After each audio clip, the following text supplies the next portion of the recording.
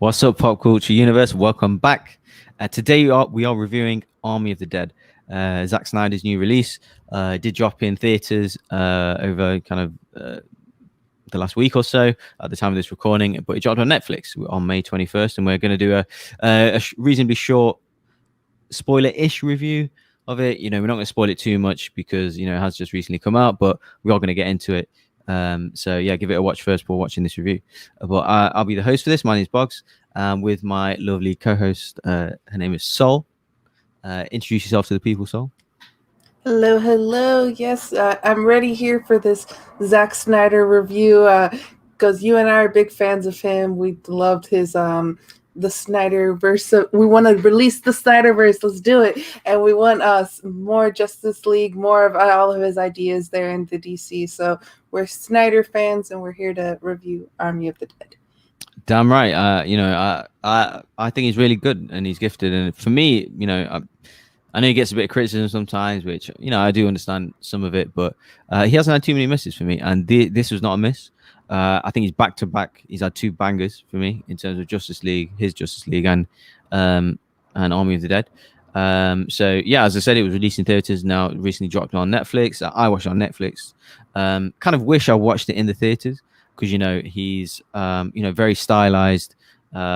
The cinematography is great in it. He is the cinematographer of the movie. He's the director, the producer, the screenwriter, and yeah, just overall, I did feel the epicness of it. The scale of the movie, I was pretty impressed with. The big scope of it, the CG was great. But yeah, give me your overall thoughts on the movie, and we'll get into kind of some spoilers and some character trajectories and stuff. But overall, what were your thoughts on Army of the Dead? Yeah, I think if I was reading this correctly, this is a movie that he's been trying to do for a really long time, and people just didn't want to do it. So he finally got the chance to do it here with Netflix. And I really enjoy Dave Bautista in the film. I enjoy a lot of the characters. The German guy is my favorite. I think he's the funniest in this. And it's just a dumb zombie action movie, but it's directed so well. The cinematography is great. It is a long movie because Zack Snyder does not know how to do a short movie at all, but it is definitely a lot of fun. There's a lot of moments in this, and I love the fact too that what I say is the opening premise of this is that a blowjob ruins Las Vegas. Yeah, I mean, you're not wrong. Let's just put it that way. You're not wrong. Well, we might as well just get into the beginning of it. So, first 15 minutes, I thought was really interesting. It's pretty much the story of how the apocalypse occurred and started in Las Vegas, and the kind of zombies overrunning the city and shutting it down, basically. So, and normally, kind of, this happens over a certain period of time in movies, like an hour or that kind of thing. First 45 minutes, or a whole movie can be dedicated, like in a franchise, to that type of thing. But yeah, it was really interesting seeing the kind of different scenes in the casinos and in the streets, and people on like stag do's and people partying, and like zombies attacking them, with the kind of juxtaposition of the music, the Viva Las Vegas theme. And yeah, I just thought it was really interesting. And then it kind of introduces at the same time some of the main protagonists of the story, really Dave Bautista, and he plays a mercenary, I think he is, named Scott, who I believe he's a Secretary of State or something during these events. Mm-hmm. And they managed to barrier the zombies in a kind of with container units, right, storage units or something. So yeah, they there's clearly an outbreak, but they managed to contain it, and they kind of there's people stationed outside and things like that. But really, yeah, it's about a containment. The first 15 minutes, and how this zombie apocalypse have happened, and how this army of zombies occurred. Yeah, so tell me overall thoughts on particularly the opening scenes and the introduction of some of the characters. I think it was really smart what Zack Snyder did of having the music of Viva Las Vegas and just showing us like what happened. Like you said, that could have been a movie in itself, but he's like, I'm just going to give this to you really quickly. Like for 5 minutes, I'm going to show you how Las Vegas becomes what it is, what you see later. And so just the fact with that was really interesting to me. The other part that was interesting to me is that there is like this refugee camp of people who made it outside of the contained zone of Las Vegas, but are not being allowed to leave where they are. So, and people going, oh, we don't know if they got bit or not. We don't know this or not. but like it should be pretty quick and easy to see whether or not they were bit, or to see like if their temperatures are dropping. They even have like, instead of like COVID times when you're checking someone's temperature to see if they Mm. have a fever, they're checking people's temperatures to see if they've dropped to zombie levels.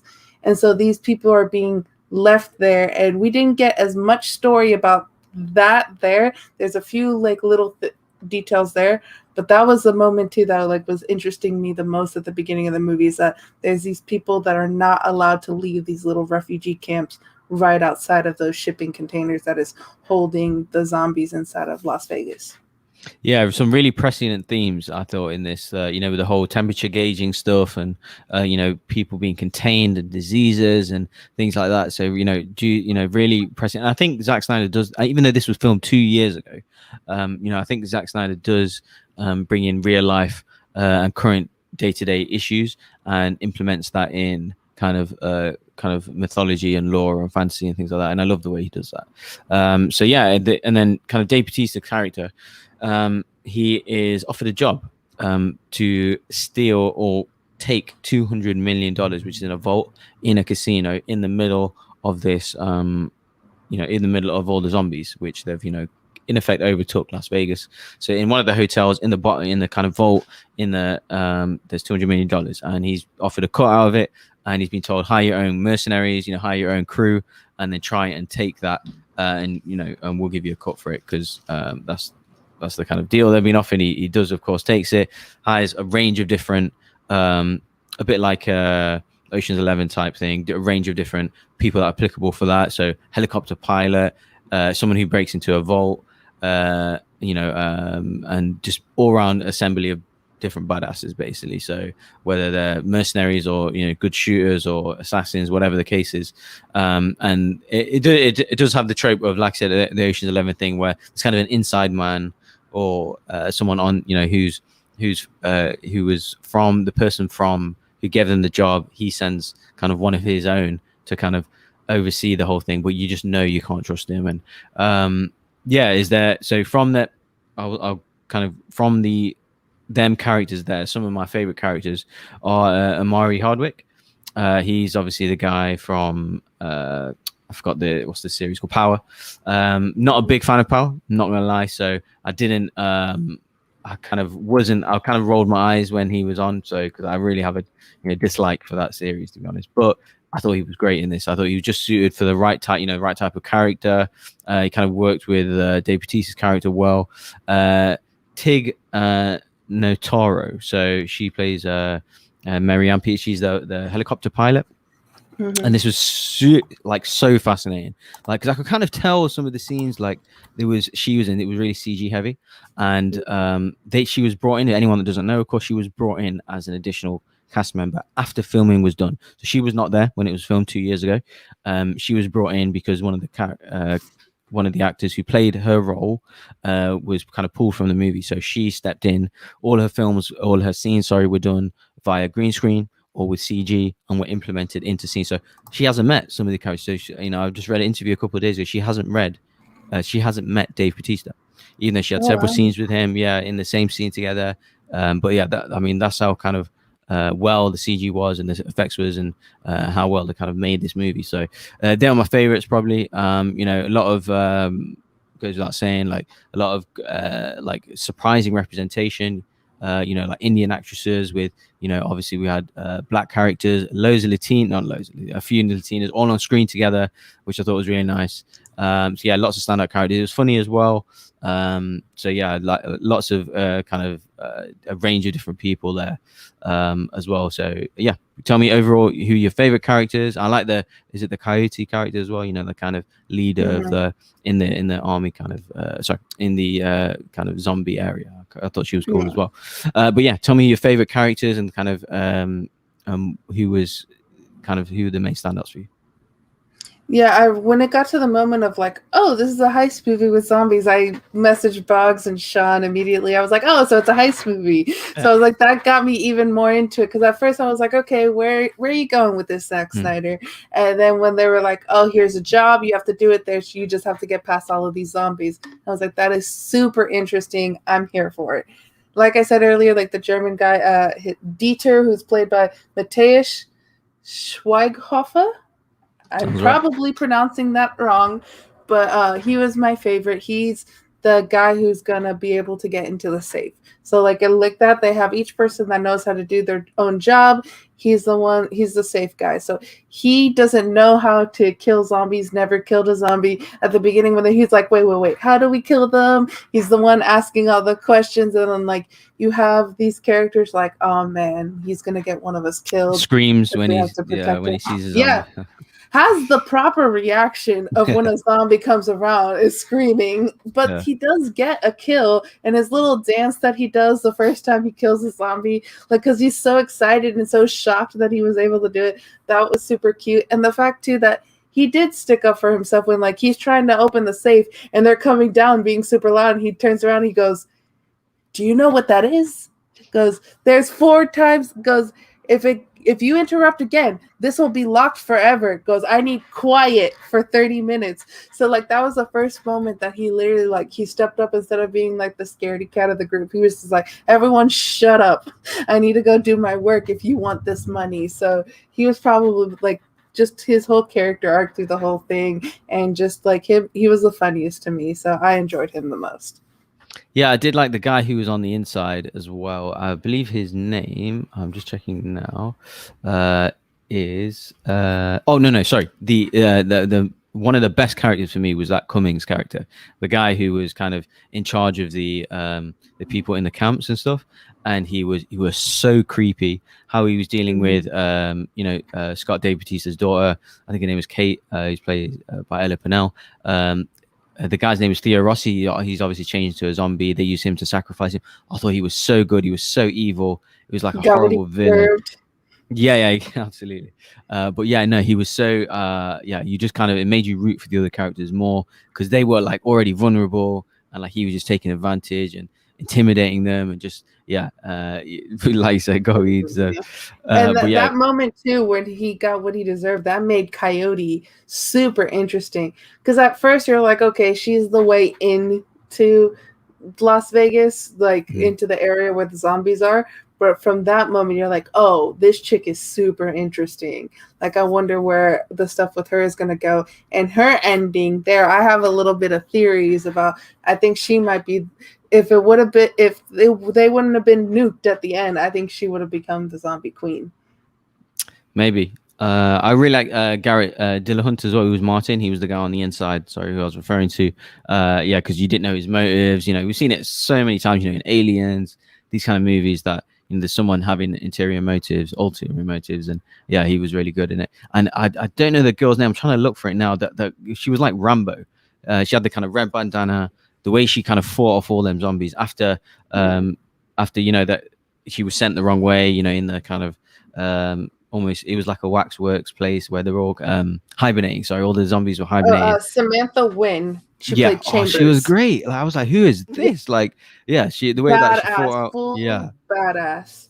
the way she was pure action hero, like the way that she was fighting. Yeah, she was absolutely fantastic. The knife work too that she had, Yeah, because like she wasn't just killing with guns, because like most of them were just blasting the zombies with guns. She was knife gun, like just that physicality that and she knew had she was the screen first one to say, "Listen, so I don't good. trust you.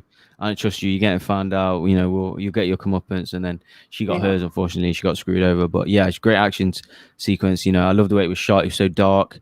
Lit really well. Zack Snyder killing it with the kind of whole choreography and the way it's shot. And he's a cinematographer for it, which was great. And then I just gotta give a shout out as well for Dave Bautista. Like, he is the absolute heart of the movie. He is so good, man. Like, he's getting better and better and better, from Blade Runner to well, that was really my favorite of his kind of more serious roles.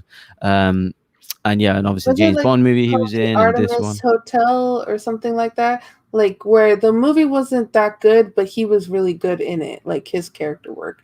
So like Dave Bautista's been doing really well in each role that he's taken.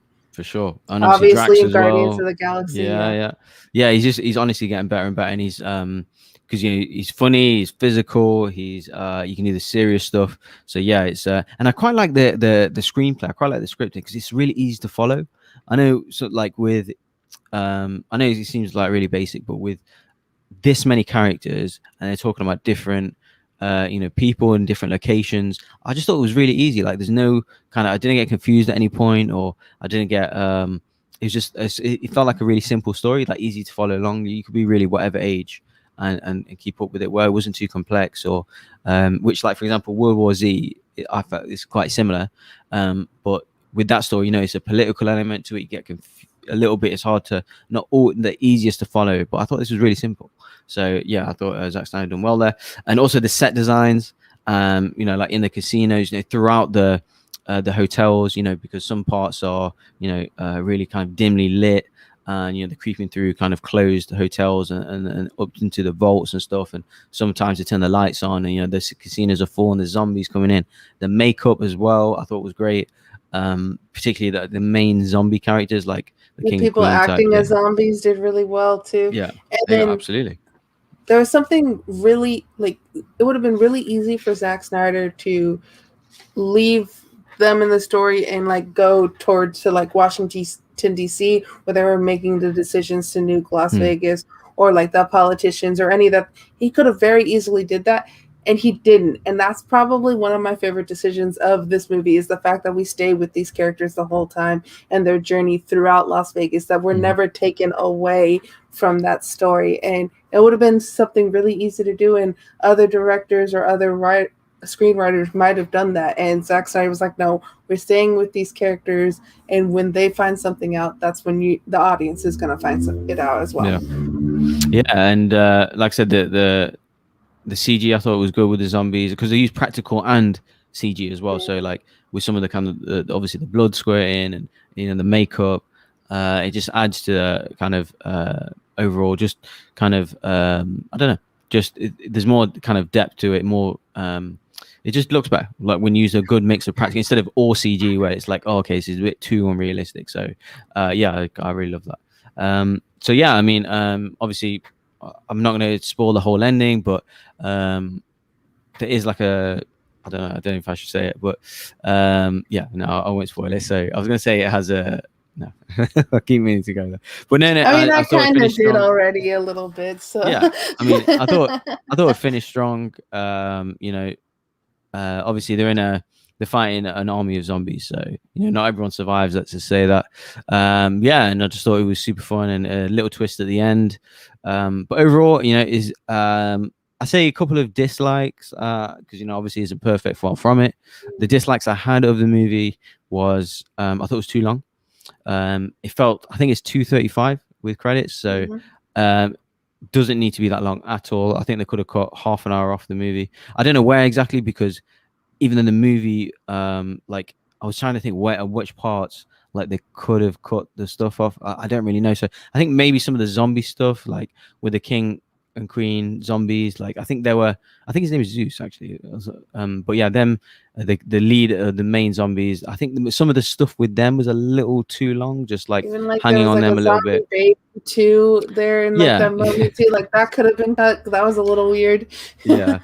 Maybe some of the stuff at the start, but I quite like that stuff. Around the kind of refugee camp and Dave Bautista's stuff, and getting his crew together. Maybe some of that stuff could be cut down, but overall it's definitely too long. And because I was checking my phone a few times, to be honest, in terms of the time. And also, I do, even though there is with Snyder, he does have random music choices in his stuff that takes you out of it as well. He goes from really intense scene to like an absolute random song, like in an elevator, or like as they're kind of gone off to another room, or if they'll do like a hard cut somewhere completely different, and he'll play like a really weird music song choice, which is I do understand why he's doing it, because he wants to take a break from that kind of fast-paced, crazy, hectic action scene that you've had, to like, oh, this is slightly comedic music because people just having a conversation or having a rest or whatever. So I do get that, but it just throws you off a little bit, like, oh, like what happened there, kind of thing. So but he does it in every one of his movies. I think that's a trope that he does, but he doesn't. And this is probably the most movie where I've noticed it the most, because some people are like fighting in a corridor, they're trying to run for their lives, and then as soon as they close the doors for elevators, like some like happy like Pop Chong or something. I was like, oh, okay, cool. But yeah, I think that is a zombie trope as well. I've seen in other zombie movies, but yeah, overall, It's an I'll action summarize movie after. trope as well.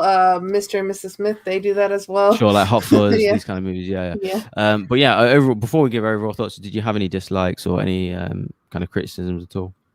There is moments like with the army at the very beginning. So pretty much what causes the story is like you have the army is leaving a base with the zombie in a container. The people who are driving it don't know that they have a zombie with them, that they're, and pretty much like I said like It's like a earlier, where it's package, like, they say, right, or yeah, something. Mm. I think they call it a payload, Payload, which yeah, when you that's think payload, you think like a nuke or a heavy weapon or heavy something machinery of that dangerous. kind of something very dangerous. And then, like I said before, that like a blowjob ruins Las Vegas is because that was the guy was getting a blowjob and then like hits the vehicle because he swerved. And then that's when the zombie comes out, and you have people yelling like, "Oh, get away, like leave the people who are injured, get out." And then they're like, "Oh, you stop." Like the reactionary of any of the army guys, they weren't reactionary enough for me. Yeah, They pretty much, guys, stop. It wasn't like it wasn't urgent. It wasn't like a life depending thing, which life or death kind of thing. Whereas like the person on like the walkie-talkie selling them like pretty much like, get out of there, and they're like, oh, whatever. And you would think as like military guys that they would be a lot more reactionary. If they were not at all. And I don't know if this was just, if that didn't happen, maybe the beginning of the movie and the like the circumstances of what created everything that happened in the movie wouldn't have happened. So I can't be too critical of it, but that was the moment at the very beginning. Good. That's what happens when you don't listen. So I pretty much was just like, wait, what? And that took me out a little bit at the very beginning. But the good thing though is that it was at the very beginning, so then you forgot about that later when you're watching the movie. But that's probably like my one criticism, is that the army guys were not reactionary enough for me. Yeah, no, I agree. It was a little weird, but you could like, I think that it was timed with the music, and you could just tell something would like happen, or something creepy was going to happen. So I think they were delaying that because of the scare tactic that they were going for. But overall, yeah, really liked it. I definitely recommend it as a kind of, if you like zombie movies, or just as a fun kind of lighthearted, like heist movies, that kind of stuff. Yeah. So Dave Bautista is really good. Zack Snyder, if you're a Zack Snyder fan, even if you're not, I think you could still watch it and be, you can go along for the ride. So yeah, it's a solid movie. I'd probably give it a 7 out of 10. But yeah, I'd even say probably a theater watch. I kind of wish I watched it in the theater. See the scope of it, different locations, the apocalypse feel of it. So, the CG, the animation, the practical stuff. Yeah, I think it's probably worth a cinema watch. What about you? So, what's your rating and overall thoughts? I think I would also give it a 7 out of 10, because like there is a few flaws here and there of the movie, which no movie really is perfect. But it was super enjoyable. It was a lot of fun to watch, and it's on Netflix, so it's very accessible to anyone. So like definitely go see it, because it's a fun time. Yeah, so you said that there wasn't a perfect movie, but I think you're mistaken. I think it's called Man of Steel is a perfect movie. But anyway, restore the Snyderverse hashtag. No, just playing. But yeah, anyway, thanks for watching. For me, Snyder's 2 for 2 this year. Like I said, it's worth watching. Try to watch it in the cinema. If you can't, it's on Netflix. But anyway, everyone, thanks for watching. Please like, comment, subscribe. Give your thoughts on this review. And the movie, of course. And do you think he's 2 for 2, or what you be expecting more? But yeah, overall thoughts, please, and stay tuned. We've got Bad Batch reviews coming. We've got other trailer reviews, reactions. We're just having loads of fun here. So like, comment, subscribe, and we'll see you next time.